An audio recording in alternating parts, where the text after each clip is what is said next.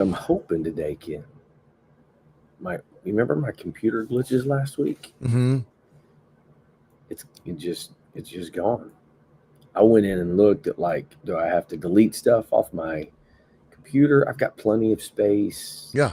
So it's nothing. I just couldn't figure it out. I didn't do anything, and just all of a sudden, man, it just Fixed fixed it itself. all.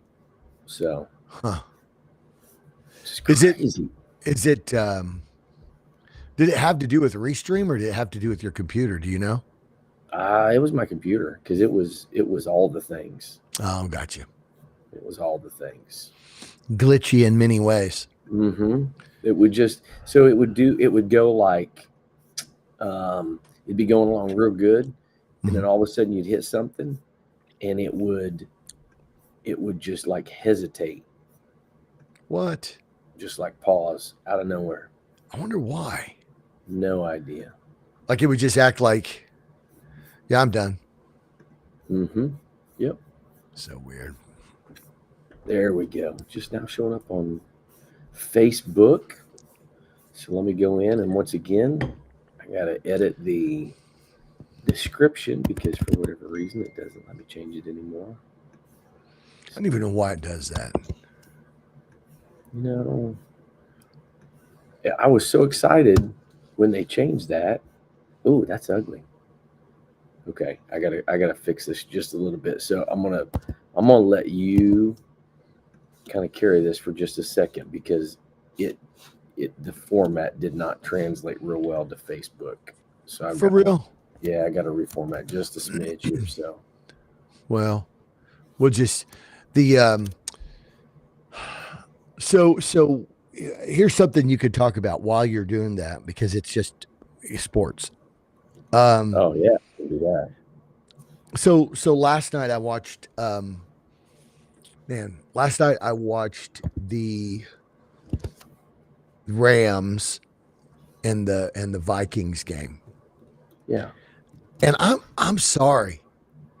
I just almost cannot handle Troy Aikman. It's Tell me about it. unstinking believable. I don't even know. It's like so I sat there. I was doing some work. Actually, Yeah, I, yeah. I got something I'm doing Multitasking. in 2025. What I'm doing is I just got a I'm trying to think of the name of it. It's like a journaling Bible. Yeah.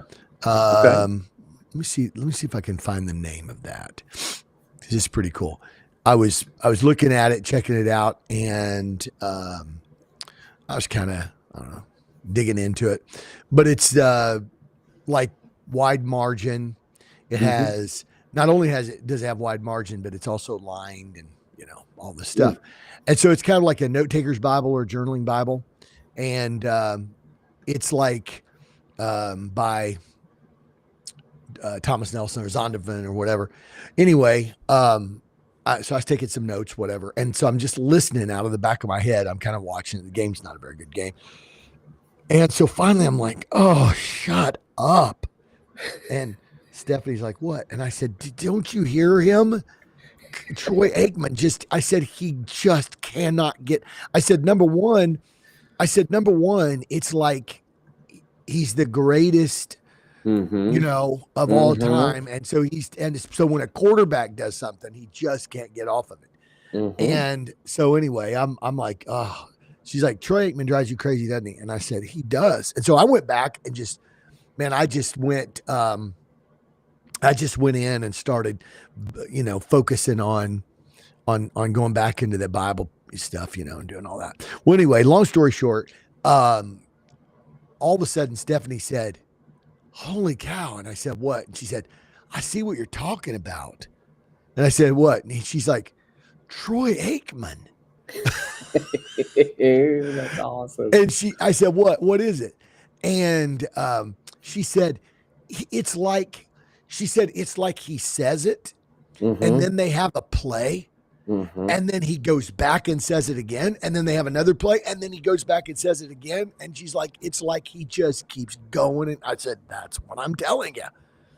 And he's like, He's like, Sam Darnold, this is the thing. This is the thing with Sam Darnold. He just, all he's got to do is just slide up in the pocket there. That's all he's got to do is just slide up. But he's got a tendency, to kind of run around and if he just slide up into the impersonation. I'm not gonna lie. Oh my Great Lord! Impersonation. I love that. Yeah. He says, Joe, that's just an uncalled for play there. He just doesn't have to throw that. You just got to get rid of it and live to play another play. And it's so funny because finally I told Steph, I said, I wish that Joe Buck would just look at him and say, well, if he has a pocket that collapses every play, if he's under pressure every play, and if the receivers, which they were, by the way, the receivers are going out and running sloppy routes and nobody's getting open, and you're calling a play call every single time because they're doing a rush blitz and getting to the quarterback. So they're shutting down the rush, plus they're getting to the quarterback. So listen to this. So not Travis Kelce, the other one, Jason Kelce. He's on, the halftime show. Yeah. He kind of says, I know, anybody watching the game, you're kind of on Sam Darnold, but he said, you got to put a little bit of it on the line, you got to keep your quarterback, give him time, and, and he's like bad play calling and whatever. But, oh my Lord. I was like, geez. No, I'm with you. So I watched a little bit of the game yesterday, and I watched some of it. I was on the phone, and so I was watching while I was on the phone. And so I didn't hear him a lot. But what I did hear, exactly what you're saying, I was like, golly, when did he become so stinking annoying? It's weird, isn't it? I was like, it was the arrogance for me. It's like what it is. He's just become so like arrogant and cocky. And I'm not one of these guys. Like, I love Chris Collinsworth. Yeah. I love Chris Collinsworth. I think he's amazing. He's a little, he can kind of, he gets a little extra every once in a while. I like Troy Aikman. I like Tom Brady on there. I think that both of those are fine.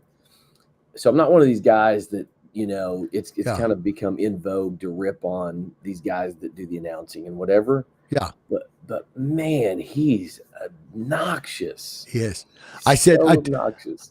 I said at one point he actually did a pure 100% Madden-esque, and here's what it was. I wish I could find it, but he says, they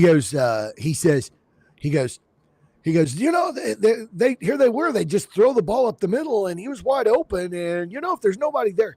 That is a good impersonation, by the way. He says, if there's nobody to cover the receiver, then there's not going to be anybody to tackle him before he gets to the end zone. He's a modern day Madden. I said, oh my, John Madden has reincarnated into Troy Aikman, which is beautiful in so many ways. Well, let me throw a stat at you, because this was not pre-planned. We didn't know we were going to talk about this, right? This is just on the fly. I haven't run across the stat today, and somebody can fact check me, but I think I'm pretty accurate on this. The fact that, or the stat that I saw said that Sam Darnold held the ball an average of 4.73 seconds per snap. Wow. So, which is double the longest that you should really, Yeah. And so I think he was, again, I didn't watch the whole game. I'm just not, it's just not hitting me this year. I don't know, for whatever reason, the games are, I guess, fairly exciting. Last night wasn't too exciting, but there's just something kind of missing, I guess. I don't know. But like, there certainly seemed like there were some plays where he needed to get rid of the ball. You know what I'm saying? Like, get rid of it. You're in trouble. Just you throw it away or whatever, or dump it down. And he did look like, I'm not going to lie, he did look like New York Jets Sam Darnold.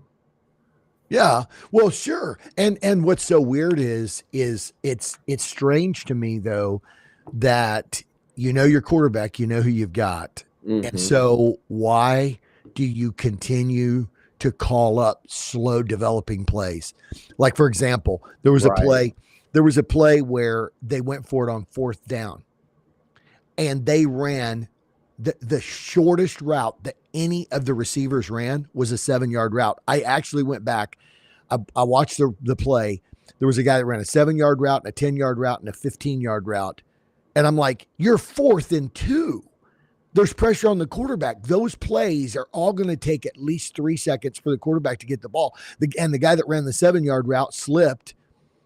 And you're like, what in the world, man? What in the world? Like, look, if you're going to go for it, and you're like, we don't have the chutzpah to run the ball, then throw a screenplay. Right. Get the ball out of his hands, throw a screenplay. Right.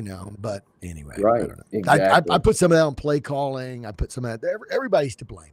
I mean, that's the thing. Everybody's to blame. And you got a guy that gets little happy feet and starts trying to make stuff happen. And you know what? You got to give him, you either going to have to give him time, you got to give him a pocket. You're going to have to get some guys in there to get some run plays, or you're going to have what you had last night.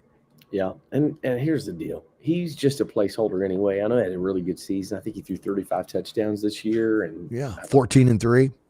And so, I mean, he had a good year. But he's just a placeholder. I mean, yeah. Steve Gray said Sam lost millions last night. He definitely did. I think with another team, I think J.J. McCarthy's the guy. I think he's going to be the guy they're going to go to. They may try to squeeze a year out of Daniel Jones next year. I don't think they're going to hitch their wagon though to Sam Darnold. I think they're going to cut him loose. I think he did lose millions last night. Yeah, we did get a request again.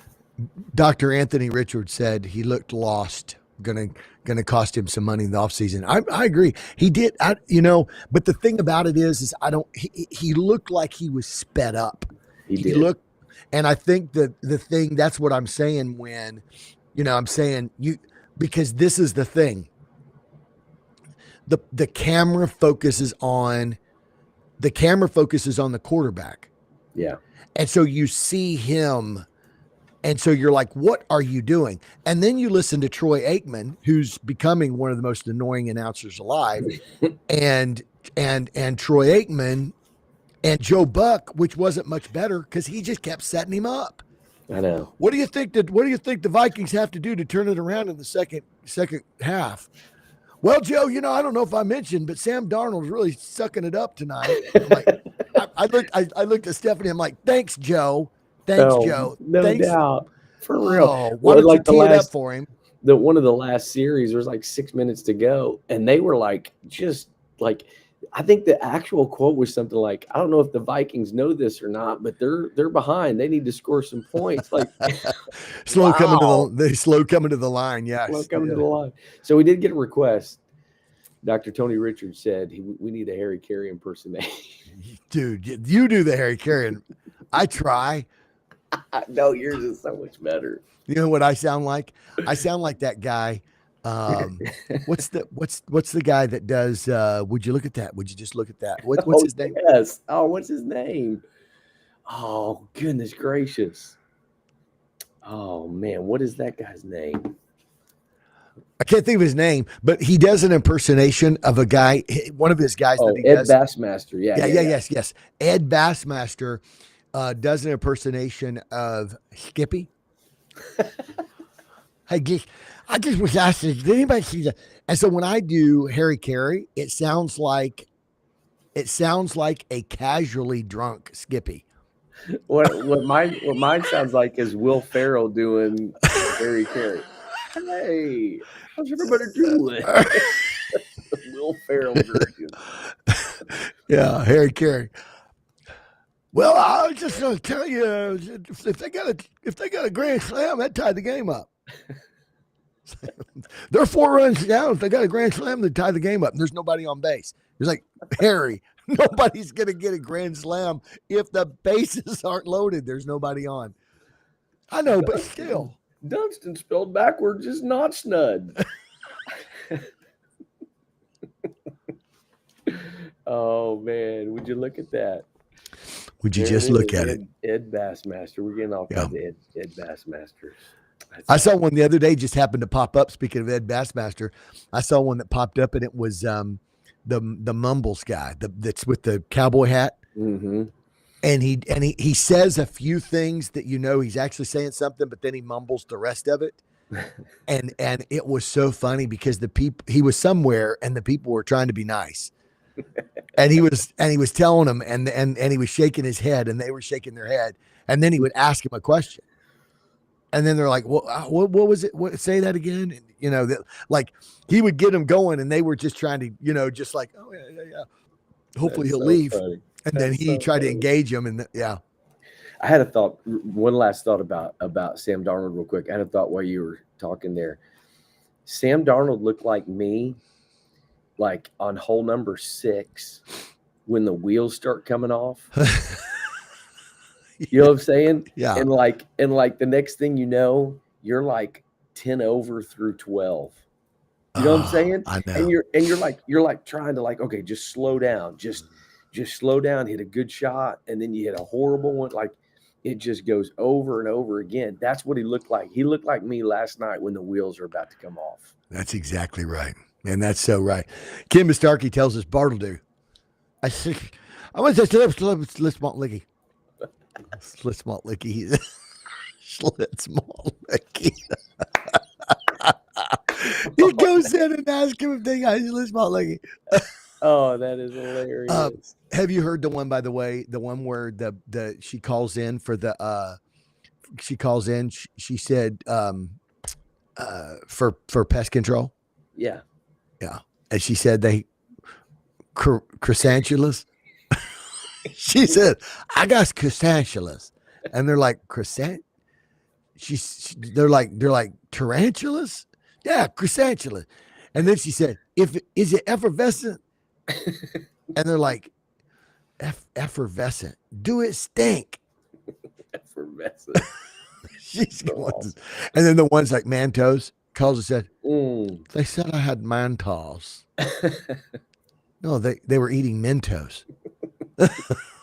Yeah, dude's funny, so man. Dumb. So dumb. Well, I think today proves what somebody told me recently. They enjoyed the podcast, but the beginning part is just kind of foolishness. So there you go. Yeah. That's what somebody told me recently. Yeah. Well, we have to tell them tune into the front part because we have to have something for everybody. Hell.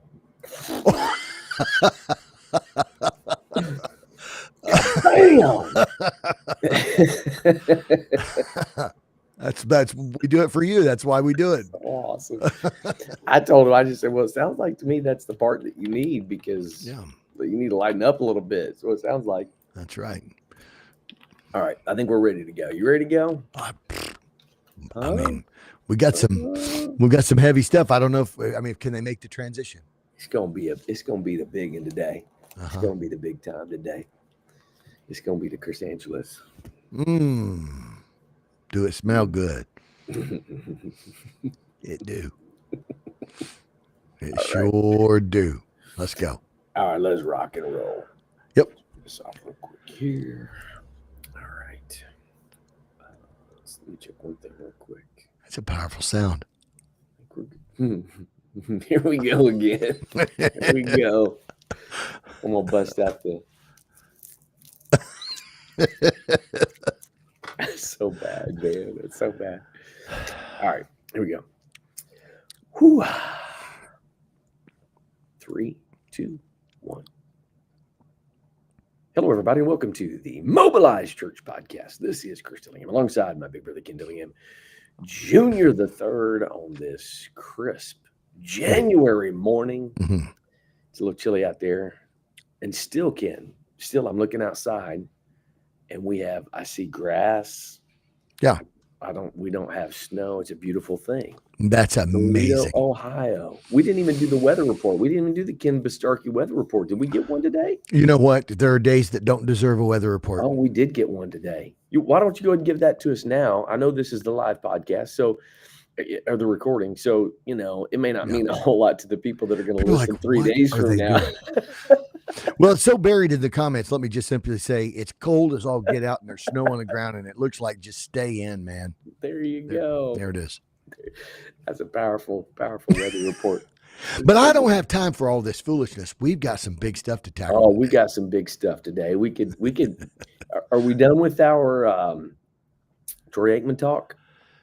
I think you covered it. Is he on the Harlem Globetrotters?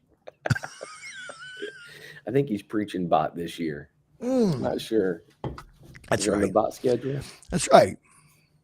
That's right. Hey, they should do online like AI version, like a AI deal called a robot or rebot. Oh, that would be good. The replay AI pulling out the clips. Rebot. I like it. That's good. That's good stuff. That's good stuff. Maybe we could do an AI podcast one of these days. We could feed it like Randy Travis has that song that's all AI. Have you seen that?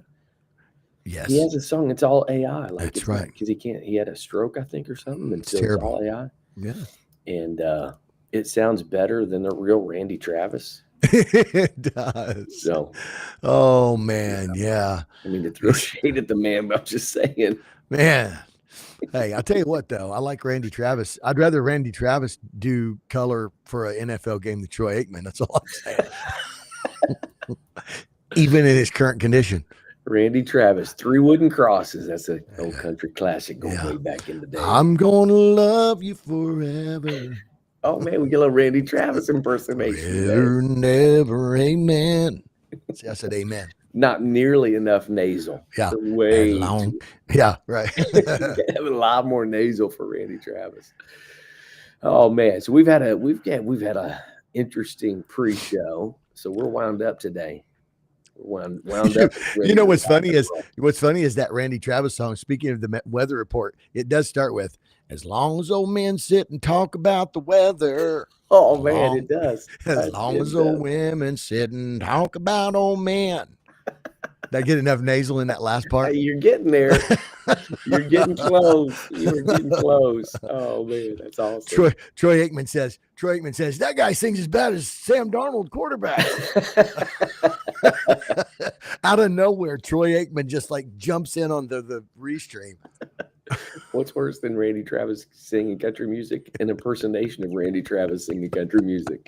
Awesome. Oh man. Well, we got a good show today. It's gonna be a good one. It is. It's gonna be the good stuffs. And so we're gonna let's jump in. I've noticed, Ken, I will say this. I've noticed the last couple of episodes, man, we've gone a little long. Have we really? I don't know if you noticed that. There was one we had was like an hour and 18 minutes. Was that the actual podcast or was it like? Well, I mean, is it ever just the actual podcast? Oh, you know what? They just said my impersonation wasn't deep enough. Oh. Like, does it need to be lower, the song, or my voice? I think it needs to be lower. Yeah. I'm gonna love you forever. Forever, never, amen. Yeah, you got to sing out your throat. As long as old men sit and talk about the weather. As long as two preachers ain't got a clue. Oh man, John Hummel just commented, is our topic today about focus? It actually is about focus. It actually is. It actually is about focus, which is all of this. Ironic. See, here's the deal. All of this, none of this has anything to do with the ADHD. It's all a setup. So why don't you just go ahead and tell them what it is. We were waiting for some of our astute, discerning. It was all a distraction. Audience. Yeah, it was all just distraction. Because the topic of the day. So this is going to be a good one. So I'll just kind of set it up, and then I'll let you kind of go after. So today we're going to talk about fix your vision, living. Or fix your focus, rather, live with kingdom vision.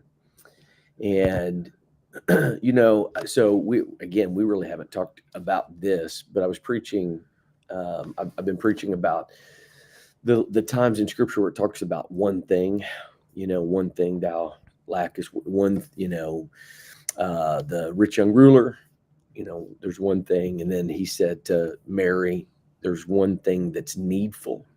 Yeah. But the one thing that he says, and it just really kind of jumped out to me, was Jesus talking to Martha. And he said, Martha, you're distracted by many things. Wow. And it's causing you worry. It's causing you trouble, worry and trouble. She's troubled by many. That's right. Yeah. Worried and troubled by many things. And so what we know, Ken, is that the enemy is the master of distraction. Man, that's so Right? true. That is so true. And so we joke about ADD and whatever. But the reality is, like, for us, the ADD's kind of become like the superpower. And if you channel it and funnel it right, it can be a superpower. So I think this is a good conversation for us to kind of talk about, to address Absolutely. about focus. So, all right. So lay out for us the big picture of what we're talking about when we say fix your focus, living with kingdom vision, kind of the big idea. All right. And then let's start drilling down into some of the major topics. Okay. Well, this kind of where this came from was last night I had it was a rare chance to see something extraordinary. Mark Rensel, a guy from our church. Darnold? Yes, it was. That wasn't extraordinary, but okay.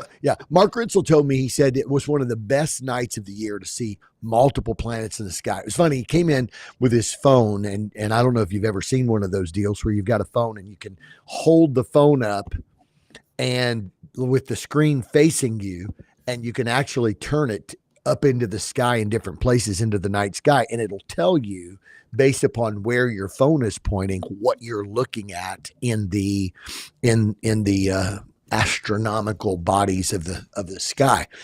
And so he explained how rare it was to see Mars so close to a full moon. And it was called the Wolf Moon, by the way. And he said it was even rarer to witness Mars disappearing behind the brightness of a full moon. But guess what? Yeah. I missed it. Oh, no. After prayer, here's what happened. After prayer, I had about a dozen people come up to me, and then so we talked, and then next thing you know, I was I was tired. Right. I was a little bit tired, and I was a little bit, I was like, man, I gotta get home. And so here we are in, a moment that he's like, you won't see as many planets this close together in the night sky all year, and they're all set against a full moon, and yet they're still viewable and they're bright because of how close we are in the orbit. And so today we're just gonna kind of connect this to living on mission. We're gonna connect it to being disciples, because this story kind of mirrors what happens when we lose sight of God's kingdom. It's so easy to get caught up in the business of life, with our schedules and our ambitions and our routines. And it is so easy to miss all of the incredible opportunities that God places before us to live on mission. And so really, I think this really speaks to Colossians 3:2, where the Apostle Paul says, set your minds on things above, right? Not on things of this earth. And so it isn't just about being spiritually minded. I think that's the thing that we need to understand. I think it's not just about having your head in the clouds. Yeah. The Apostle Paul is saying it's about having a kingdom vision that reshapes how we live and engage in this world. Don't let this world have our attention. Let the world that we're going to, and the world where our resources come from and our citizenship is from, let that be what has our attention. Yeah. And, as you're talking there, I was thinking about a conversation you and I had the other day, when we were talking about, about some preaching thing and whatever. And we're talking about communicating the practical applications of these things. And sometimes as preachers, we present the ideas, the concepts, the theories of things. And I think set your mind on things above is one of those. It's kind of an obscure It's sort of abstract and abstract. That's where not obscure, abstract perspective and an idea. It's an abstract concept. yeah, And so it's like one of those things that, sometimes in culture, there are ideas and things that you say, and you just have an assumption that everybody really kind of knows what you're talking about. it's true. So before we get going, let's lay out. Why don't you lay out for us, Okay. like what does it really mean Hmm. to set your affections on things above? What's it mean? Like what is it really trying to communicate to us? Well, I think that's good. In fact, I spoke in chapel this morning for Lead Academy, and I actually said that. I actually made the point that I said, when it says set your mind on things above, Mhm. why would you set your thing? Why would you set your mind on things above and not things on the earth? And I made this point. I said, we live in a world that's obsessed with the here and now, Mhm. and so we have to understand that Jesus said our life is a vapor, that this is a temporary place, that we're not going to be here, but eternity is forever. And so whatever is eternity is there's no going back on that. There's no do-over. And so whatever happens here affects what happens in eternity. And so when it says set your mind on things above, I think that what Paul is saying is that there is a place and there is a world that is sort of like the kingdom of the skies, right? Yeah, The kingdom of the skies idea that we've talked about. sure. That there is this place that we're going. There is this world that is above us and beyond us, that we're engaging with, that we have our citizenship through new birth in. And if we, which is so easy because we got a life to live down here, we begin to forget Yeah, that what we need, where we're going, our resources, the one we worship is in that world above us. right. And so by Right. focusing, setting our attention, our focus, our attention on things above, I think is Paul's way of saying, make sure that the thing that guides the way you live and the thing that Yes. has your heart and has your attention day by day is that more important eternal realm. Absolutely. And again, I don't want to repreach what I preached on Sunday, but as you're talking there, man, I think it flows perfectly because we often say things like, be a Mary, don't be a Martha, Yeah. right? Uh-huh. And I mentioned on Sunday, I said that's terrible advice because Yeah. that's not what Jesus was saying. Not Jesus at all. wasn't saying that serving was a bad thing. What he was saying is that the purpose, the reason for Martha serving came from this place, like she was fulfilling her biblical duty and obligation of taking care of strangers, not strangers, but people coming into her home, the travelers coming into her home. She had a responsibility to make sure that they were taken care of. Yeah. They had food, like all of the like those were real life things that she had to wrestle with and deal with and make sure that they were happening and getting done. And by the way, massive cultural expectations. Massive cultural expectations. And then she looks in and sees Mary, who is a woman who's not supposed to be sitting at the feet of Jesus. And here she is sitting there. And so what I feel like Jesus was addressing in that story was the direction of devotion. Mhm. Martha's servitude was birthed out of duty and obligation and the things that were happening in her life. And I think actually Jesus was giving her a call and an invitation Yeah. to serve out of a place of devotion to Jesus. Mary, it wasn't that Mary was just in the presence of Jesus, it was her posture. The three times she's mentioned in scripture, she's always at the feet of Jesus. It was the posture of her life that was that it was devoted to him. And I think so in John chapter 12, when they go to when Jesus is at their house and Lazarus at the table after his resurrection, right? It just a little phrase in there that I don't know that I've ever really focused on. It said Martha served. Hmm. Jesus didn't rebuke Martha for serving in that because I think there was a change of devotion and direction that she realized Jesus was more important than the stuff, the things that she had to get done, all the duties and responsibilities. That, Ken, to me, is the battle of every believer. Mm, The battle of yeah. every believer is we have all of these things that have to get done. I have to go to work. I have to pay my bills. I have to clean the house. I have to take care of the kids. Like, you know what I'm saying? Like all of these Mm, duties and responsibilities are things we have to do. And we have a responsibility to manage our world well as a reflection of our relationship with God. mhm. But everything we do should flow out of our devotion, Yeah. right? Our devotion to Him. Because of our devotion to Him, then I'm going to live with honesty and integrity. I'm going to serve people. I'm going to give. I'm going to like all of those things. And I think sometimes for us, we lose focus of that and we start doing it out of just duty. We start doing it out of responsibility rather than devotion. Yeah, absolutely. Well, and isn't it, really at the end of the day, living for the eternal is kind of countercultural. It's Absolutely. we're bombarded with messages. I mean, all the more. I mean, if there was a Martha perspective in that era, then all the more today by people who are bombarded with messages to, that you need to chase after success. You need to chase after comfort or personal fulfillment. You got to go after, follow Mhm. your dream.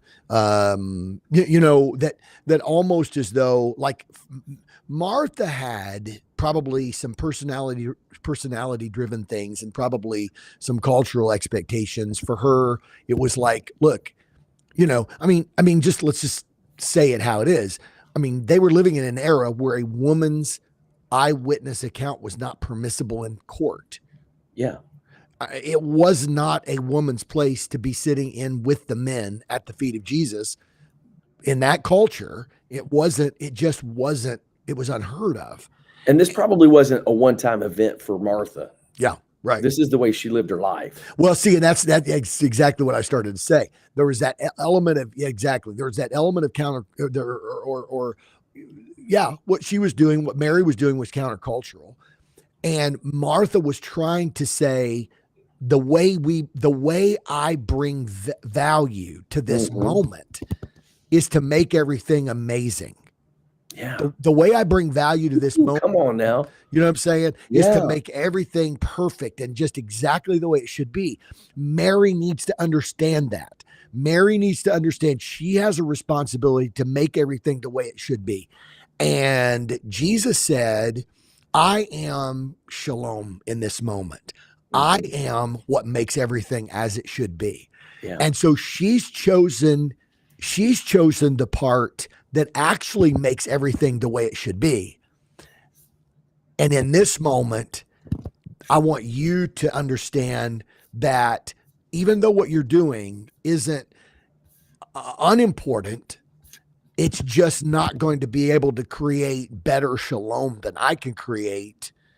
And so isn't it interesting that, like you said, you got to go to work, you got to, and so, you know, in this world, we're told, invest our lives in these things, invest our lives in these, these passions and these things that are, Yeah. that we're giving ourselves to, or that are important, your vocation, your profession, and so on and so forth. And it's not to say that those things aren't important, but we do need to realize that those things aren't going to make everything as it should be.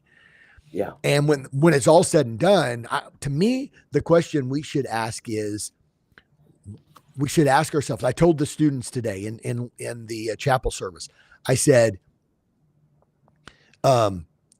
ask yourself this question, and I don't care if you're talking about what profession you're going to live.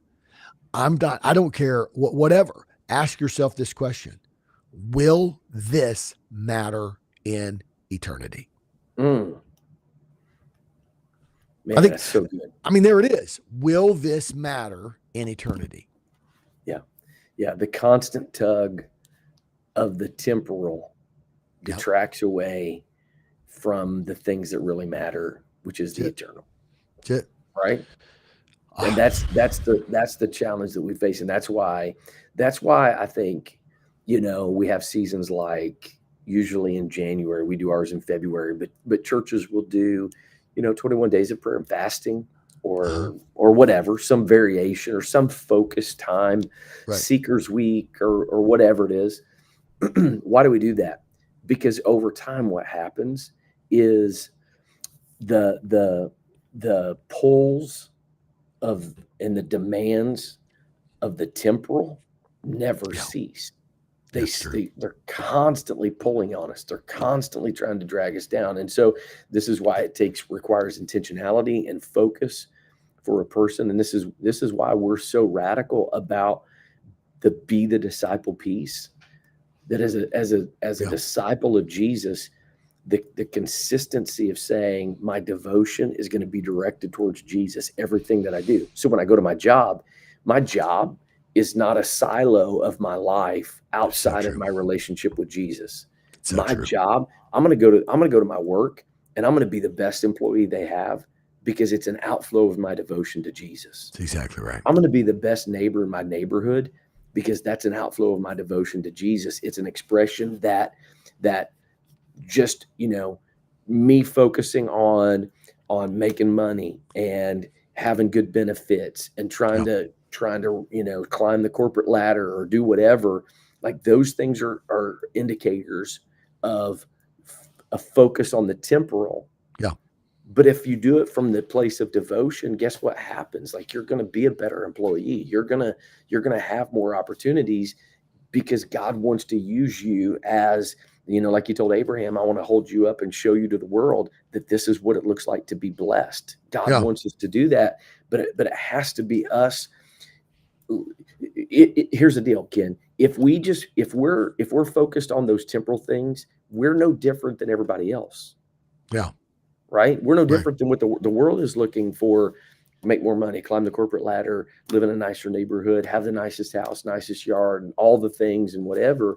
But as a spirit-filled believer, we have to have those moments where we're like, no, no, no, I've got to get my focus. Our conversation about Sam Darnold actually before pre-show Yeah. actually plays into this Yeah. because what you said was in the game last night, like it looked like he was sped up, like everything was going. That's what life will do to you. Like it That's right. just keeps coming and keeps coming and keeps coming.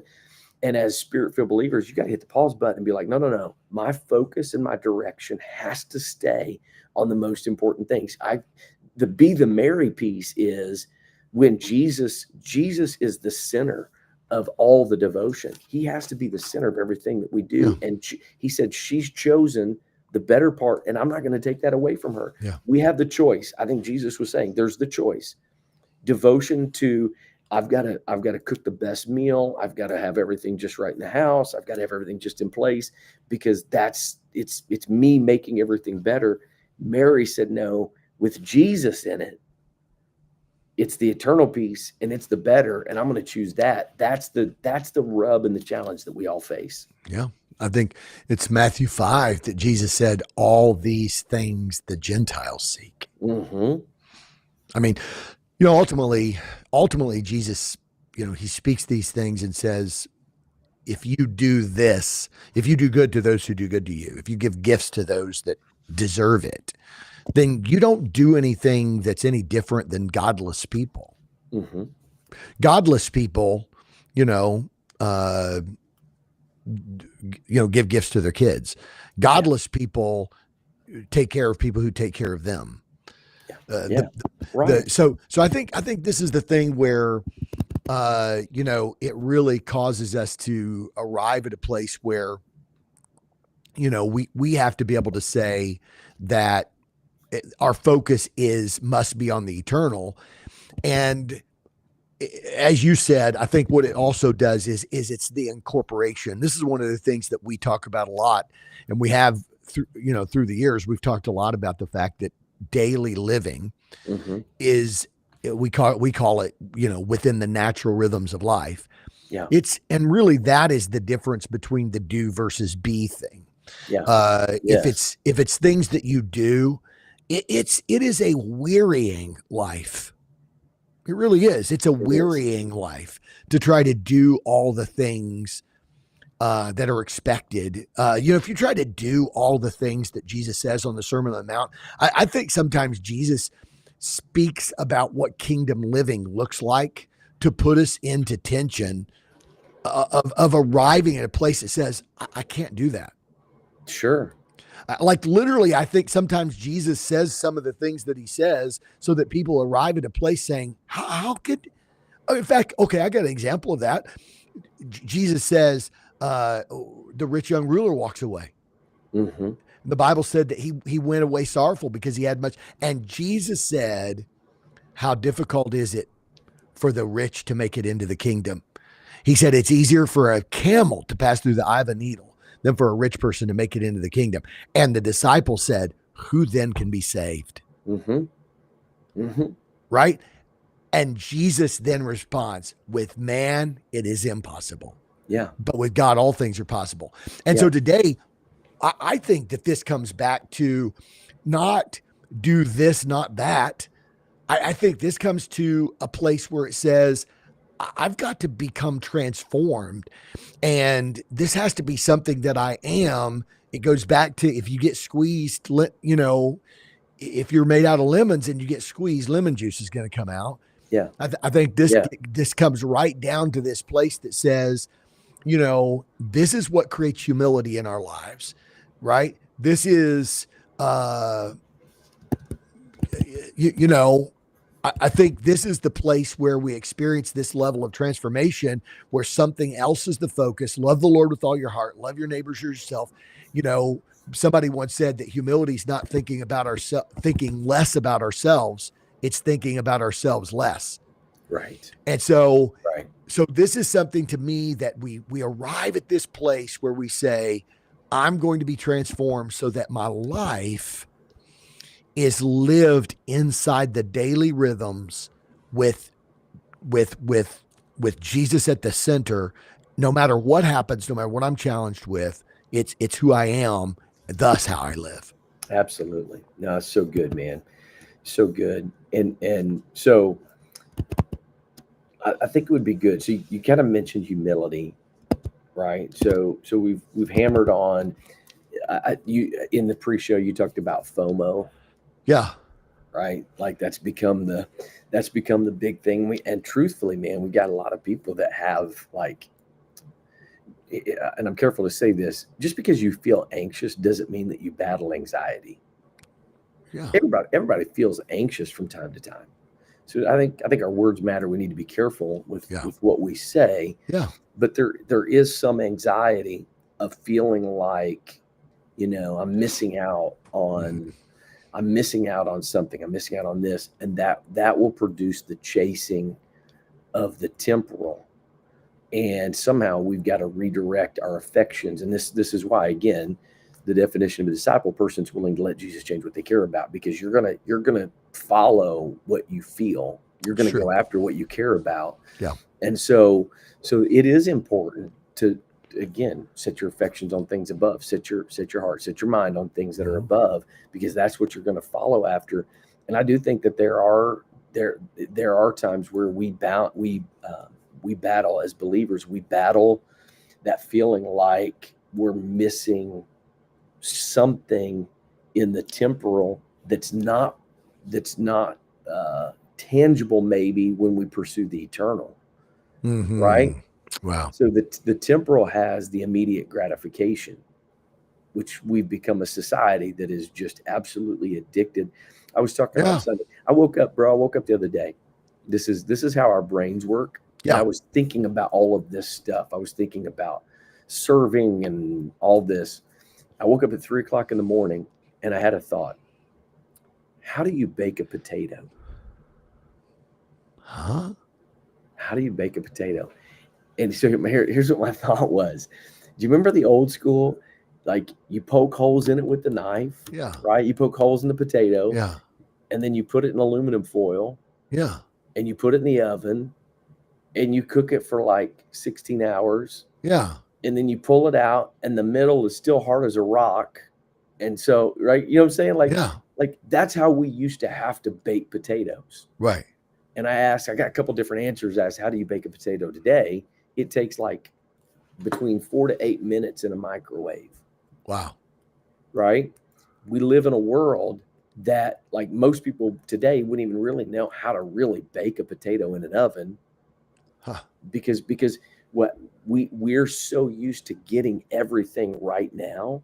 Yeah. And when your focus is on eternal things, you don't always get the immediate gratification, the immediate, dopamine hit that's like, okay, I'm going to give myself to this, because sometimes when you pursue the eternal, it is delay of gratification. Yeah. It is denial of self. It is like there's a lot of those things, but you're giving yourself to something bigger. So I do think sometimes we have the FOMO of feeling like, well, if I direct my life towards the eternal, I'm going to miss out on the things that are temporal.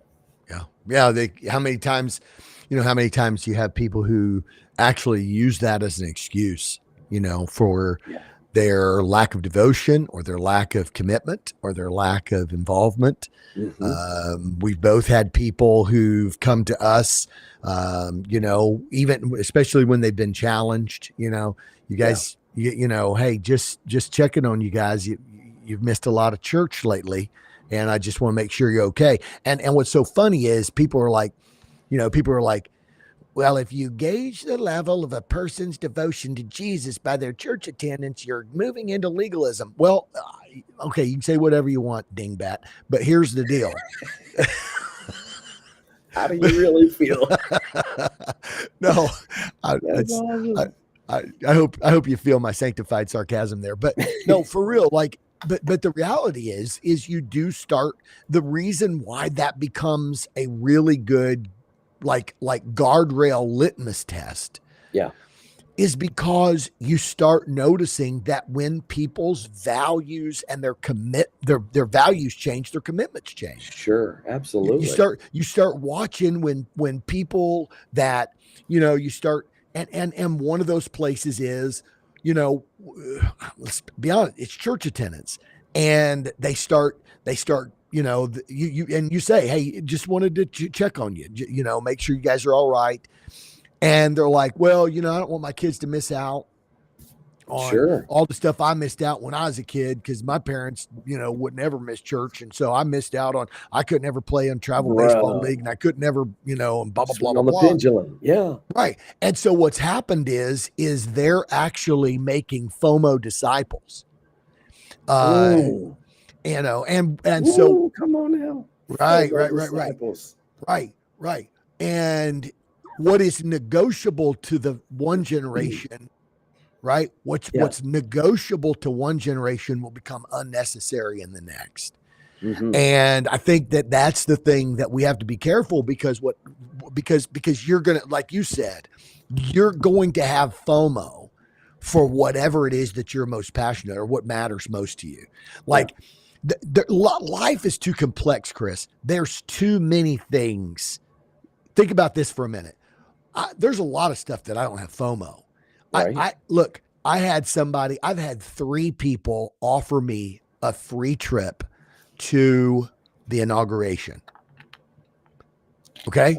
Yeah. I'm going to, I'm going to be preaching in Minnesota, and then I'm leaving from there. I'm flying straight from Minnesota to Alexandria. And so I'm not going to be able to go, but the truth of the matter is I don't have FOMO. Yeah. Yeah. You know what I mean? Yeah. Because you know why? Because to me, it's just not something that I'm super passionate about. It's not something that I'm like, I mean, I get it. An inauguration's a big deal. I get all that, but for me, it's just not something that really matters enough for me to actually, FOMO is fear of missing out. Right. Yeah. And so fear of missing out. And so I don't look at it and go, oh man, I've got this deep FOMO feeling, that here's the thing. There are so many things in life that at the end of the day, what we have FOMO about is the stuff that matters most to us. Absolutely. Absolutely. And you mentioned about like the church attendance, man. That's such a great example. And it can go both directions. Like you can have good church attendance that's not really birthed out of your desire to pursue the what we're talking about today, of fixing your focus, getting your mind focused on kingdom vision. It can just be like, well, this is what I'm supposed to do. This is what I have to do. Yeah. But when you have the kingdom vision that we're talking about, you understand that gathering together with the body of Christ is a vital and important part of my relationship with God. But not only that, it's also my opportunity to be an influence and to help somebody else in their walk in relationship with God. And you see Right. the value and the importance of it. And so you can have on either end of the spectrum somebody who's like what you said, Yeah. bless God, my mom and dad never let me do this and that and whatever. And I'm not going to do that to my kids. I'm going to let them choose and I'm going to let them do whatever. And so then they start going all this stuff. I love what you said, FOMO disciples, because that you're really training them Yep. in their walk and whatever. And then on the other side, you can have the legalistic view and perspective that's like, bless God, you're supposed to be at church, every time the door's open and whatever. And you're missing the value of why you're doing that. And the healthy spot, the healthy place is that place where you have kingdom vision. You Yeah. understand the value. I don't want to miss coming and being together with God's people and worshiping and lifting up the name of Jesus, because I believe when we do that, miracles are going to happen. I believe that people are going to be encouraged and strengthened just being around and talking about, you know, the kingdom things and principles. It's going to make me better. It's going to make me stronger. If you don't have that perspective, you're gonna be FOMO one way or the other. And so this is why the conversation today about fix your focus is so vitally important. You have to view gathering through the lens of a disciple of Jesus. Yeah. You have to view serving as a lens. If you look at it, I'm coming to church and man, they better sing the songs I like. Yeah. They better preach the sermon that's right down my alley. Like people better shake my hand. Nobody better ever ignore me. Like Yeah. all of the different things. Then you've missed what the kingdom focus is all about, and we need to fix our vision with that. Mm-hmm. So true. Yep. I think, and man, and that's the thing. And there's so many things that we can talk about, right? There's so many things that it goes back to the being versus doing piece. It answers everything. Yeah, It just answers everything. And there's it's like when somebody told me the other day, we've got prayer going on at 9 a.m. to 10 a.m. and then we have prayer going on from 7 to 8 p.m. And somebody told me the other night, it might have been no, I went to Sydney on Sunday, so it might have been last night. Somebody said to me, man, I was literally excited to come to prayer tonight. let's go. Now, I have been using the bully pulpit. I have been putting a lot of pressure on the church. I Yeah. have been saying this is 21 days of consecration. I literally got up and told the church, I said, now look, I just want you to understand, we're not opening the church in case you want to pray. Mm-hmm. It is an expectation. If you're a part of this church and if you want to move forward and be a part, I understand you got stuff and things and so on and so forth. But I'm just simply saying there should be something in you that says I am expected to be there. Yeah. And I think and the thing about it is, to me, what's so beautiful is that when people make a commitment, when Yeah. they say, all right, I'm going to do that, and they place value on it, and then everybody puts value on it, and then it's powerful, and you see heaven opened up and you see the fruit of it. And Sunday we saw people move that, it was somebody said it's different. Mm-hmm. It's different. And I think it's because people have dedicated themselves to do some things in honor of the most important things. Yeah. And so, Yeah. I like that. you know what I'm saying? And so Yeah. I think God honors that. The Sure. Bible says, draw near to me and I will draw near to you. It's not it's not our response it's not our response is an obligatory response. Yeah. That's the thing I think you're saying, like even about a church attendance, or the thing you're saying about, Yes. you know, you should be at prayer or whatever. I think that when you're putting your mind on things above, then you're saying, I need God in my life. I've heard people praying, Chris. It's so crazy. I've been hearing people pray, God, I can't do this myself. Yeah. I can't, Lord, we can't reach this city without you. God, we've got to have your presence, Lord. And you can really hear a cry going out of people that are actually voicing, like, I where is this coming from? It's coming from a place that people are starting to have their eyes open, Yeah. because the Bible said flesh and blood shall not inherit the kingdom. Yeah. And so people are having their eyes opened about the fact that God is drawing and God is calling. And there are some things that God's calling us to. And like I said, Jesus says, Jesus commands us to do some things. Absolutely. If a person asks you a coat, give them your cloak also. If you've got 2 loaves of bread and somebody asks you, give a loaf of bread. Yeah. And somebody can say, well, I just don't feel it, or I just don't have the conviction about it. But here's the deal. An obedient response in faith will always create a blessing from the Lord. And so Absolutely. as you start hearing people cry out to God, and they're crying out about, God, help me. Well, what happens is our response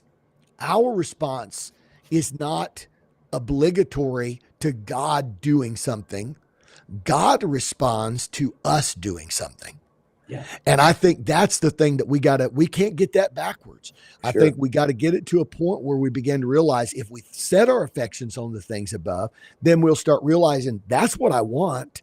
That's what I need. That's what I'm going to go after. And so I'm going to position myself all the time. So, like, for example, for Sunday attendance, a person who says, you know, well, if what they want is, well, we just wanted to go on vacation. We wanted family time, and well, that's okay, but not, 8 out of 12 weeks of the summer.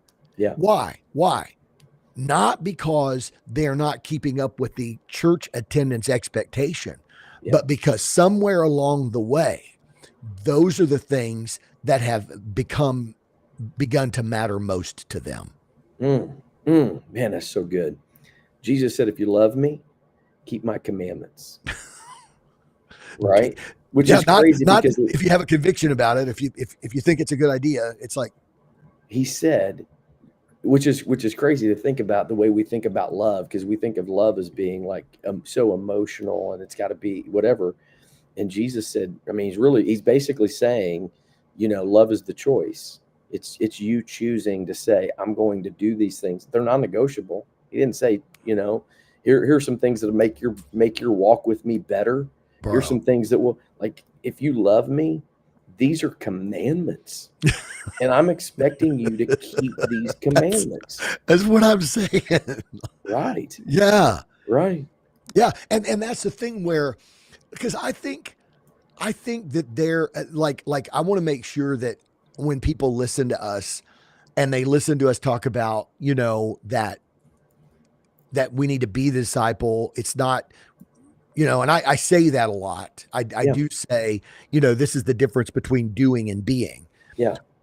What I guess what I'm saying is that when you do things in an effort to, in an effort to, like, do the right thing, if you just simply experience transformation, what you do will automatically proceed. It'll be the fruit of your life.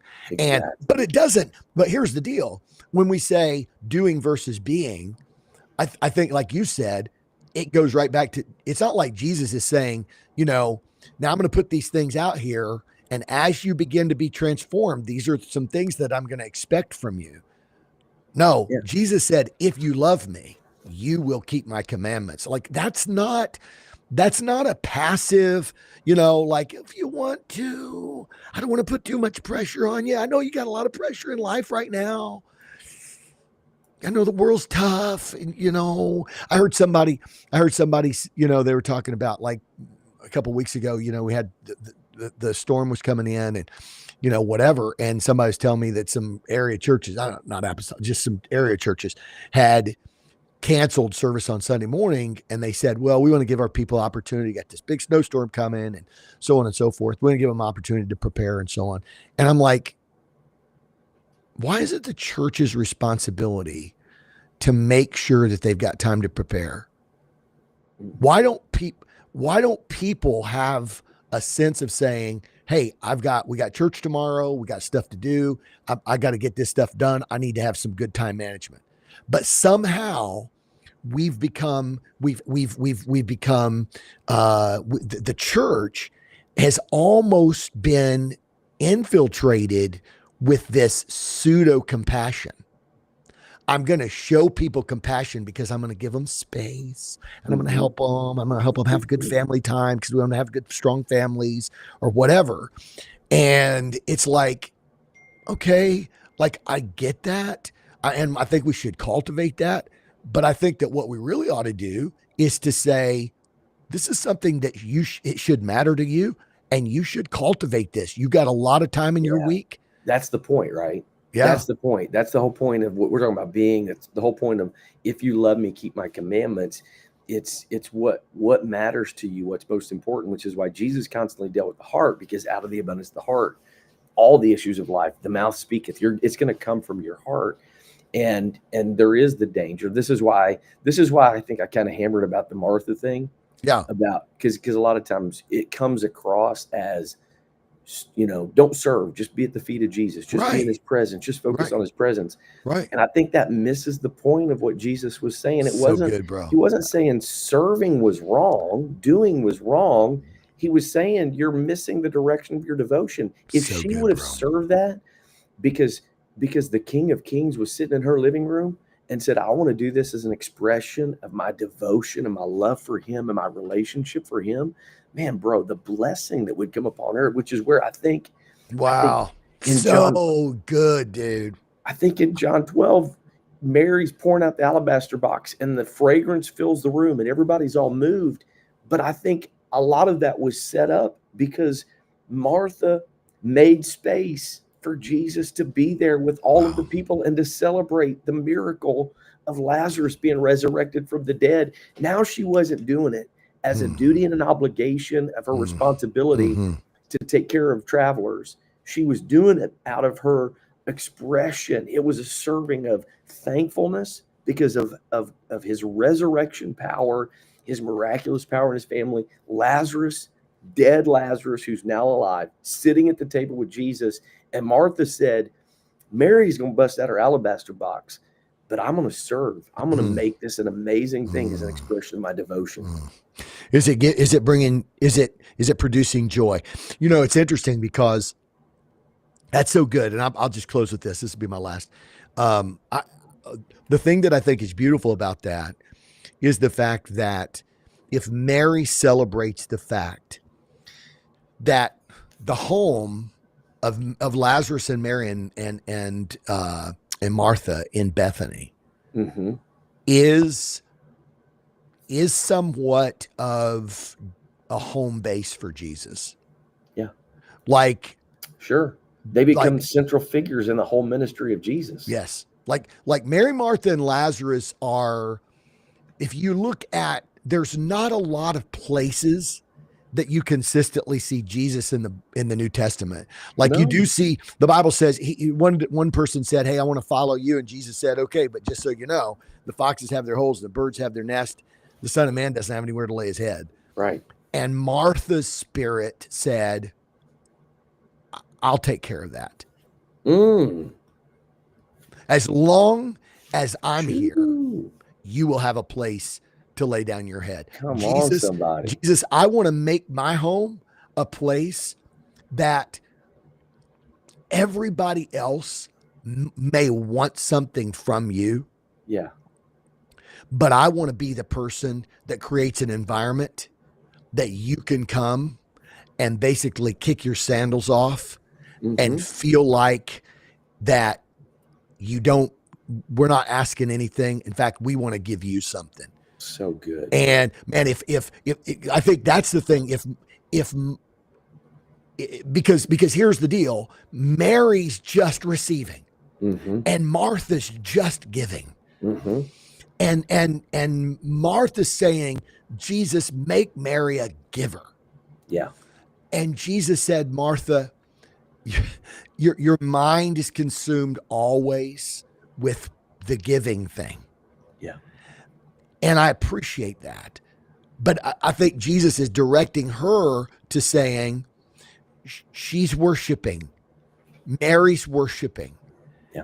And you need to do what you do as a worship, Absolutely. because you produce and present to me, you have produced for me, Martha, a place that is as close to home as any place that I've had. Heaven is my throne and earth is my footstool. And you've opened your door to make the King of Glory feel at home. Yeah. There's a blessing in that. So good, bro. And I think what you just described right there is what it means to live with kingdom vision. Yeah. Right? That's what it means. That's the practical application in Martha's life of this is what it looks like to live with kingdom vision. Now, hey, and now Martha's doing is not doing. No, it's that's what I'm just saying. It's just who she is. It's who she is. It's the way that she is expressing her devotion. Mary clearly is like her devotion. You know, she's sitting at the feet of Jesus when he shows up and Lazarus is dead. She falls at the feet of Jesus. She washes the feet of Jesus with her hair. That's her expression. And this is why I think it's so important. The beautiful thing is Jesus, again, wasn't saying Mary's more important than Martha. Jesus was saying Mary understands the kingdom vision. She understands who I am and what I'm doing. I need you to get that, Martha. And I think she did. I think she got that in John chapter 12. And exactly what you're saying, it now became the expression of her kingdom vision. Now she said, wow. and you see this in the way Jesus dealt with her when he talked to her. Like, I don't see Jesus really chiding and rebuking her. No, he has a very deep theological conversation with her that reveals a lot of truth. He really embraced the conversation with her. He wasn't rebuking her and chiding her. He was just saying exactly what you said. You got to get the kingdom vision. You got to let this could you imagine Jesus calling for, or Martha motioning? Mm-hmm. Jesus, come here. Mm-hmm. Would you get Mary in here? Like you could almost see Martha being the type of person she's in the kitchen and she said, come here, mm-hmm. come here. And Jesus comes in and, can you get Mary to help me? Yeah. I got all this stuff to do. I got all this. It's too much for me. This is all too much for me. Can you just get her in here to help? And man, bro, listen, the crazy thing about it is this is part of Martha's transformation, like you're saying, because it's like people, sometimes, when I first got into church, holiness was too much for me. Like this is too much. Like, mm-hmm. Mm-hmm. But do you know why? Because it wasn't who I was. Yeah. And I didn't have enough of an appreciation of how holy God was. Yeah. And so when I started understanding how holy God is, when I started understanding when I got an appreciation for that, and when it started becoming, I want to be a person who pleases Jesus in every possible way, it stopped being too much. And so imagine when Jesus turns Martha's perspective and says, Martha, if it's too much, then you're not doing it for the right reason. I celebrate you. It's awesome, but just make sure it stays a worship. So good, bro. It's so good. And I think Jesus was, like you said, I think he was wanting to deal with, he said, Martha, you're worried and troubled about many things. He wasn't being redundant. Those two words mean two totally different things. Worried is the anxiety. You're filled with anxiety about making sure everything's in its right place. Uh-huh. And you're troubled is about so that's an internal thing. And the troubled is the external, the hustle and the bustle, the busyness, of the preparations. And Jesus is saying to her that the worry and the trouble is pulling you away from the most important thing. I need you to get kingdom vision. That's what I need. I need you to get and see that, so that when you do what you do, it doesn't produce more worry and it doesn't make you more troubled. Instead, it brings peace. Instead, it brings joy. You're not doing it you're not looking at Mary thinking, man, it sure would be nice to have her help because it's so much work to do. Instead, you're looking at it and saying, man, thank God Mary has an opportunity to be in the presence of Jesus. I'm going to do what I do and let this be my expression. So, man, that's so good. So much good stuff today. And we didn't even get to, I was going to have you talk about, and maybe we'll come back to this another time, because you had mentioned about, the keys. We talked about focusing on eternity, but also wanted to talk about humility, purity, and alignment, because man, that's some good stuff. So we'll just use that as a little bit of a teaser for people, just to maybe pray on and think about humility. I'll just read real quick. I'll just read your statement. Okay. So humility, right? Humility is essential for mission. Pride builds walls. Humility opens doors. When we approach others with humility, we create space for authentic relationships, the kind where discipleship can flourish. Mm-hmm. Purity strengthens your influence as a disciple maker. When your life reflects the holiness of God, people see the difference and are drawn to it. The more we remove distractions and sin, the clearer our testimony becomes. And aligning ourselves with Him. Kingdom vision requires trust. It means letting go of control, saying, God, use me however you see fit. When we do that, He opens doors we never imagined and brings our lives into alignment with His mission. Bro. Yeah, that right there. Purity. How about this? Purity. This is so I'll just, here's a little teaser. Purity, blessed are the pure in heart, for they shall see God. Yeah. I don't become pure or work on the places trying to extract impurity out of my life. Yeah. Because I want people to know how good I am, or as some kind. I do it because God has promised me that the pure in heart shall see God. Yeah. And I want to see Him. Moses said, I want to see your face. Yeah. And so if Jesus promises us in the Beatitudes, blessed are the pure in heart, for they shall see God, then what's my motivation? Being pure in heart is a condition that we have to arrive at. Yeah. But why do we make the trip? Yeah. The religious leaders and the Pharisees went on rooftops to pray. Why? Because they wanted to be seen as very spiritually connected people. Jesus said, I've got a better plan for you. Rather than going up on the rooftop so that people hear your prayers and go, wow, listen how prayerful, what a spiritually connected person they are. Faith will take you into a prayer closet where nobody sees you. Your motives are therefore purified by the lack of audience. And when your Father, who is your only audience, hears your prayers done in secret, He will reward you openly.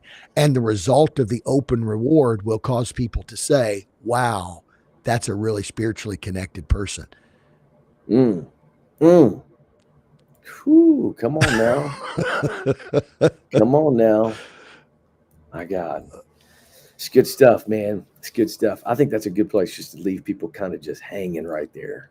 It's a dangle moment. Just leave them hanging right there. So, man, we appreciate all of the engagement today. We had so much to cover. We didn't really get to a lot of comments, and I do apologize about that. Normally we do a good job with that. But we had a lot. Kind of the conversation and discussion just was flowing today a little bit, and so we didn't get to that. But we do appreciate it. Appreciate everybody being a part of the Mobilized Church Network, and we're thankful for that. We would love to connect, Ken.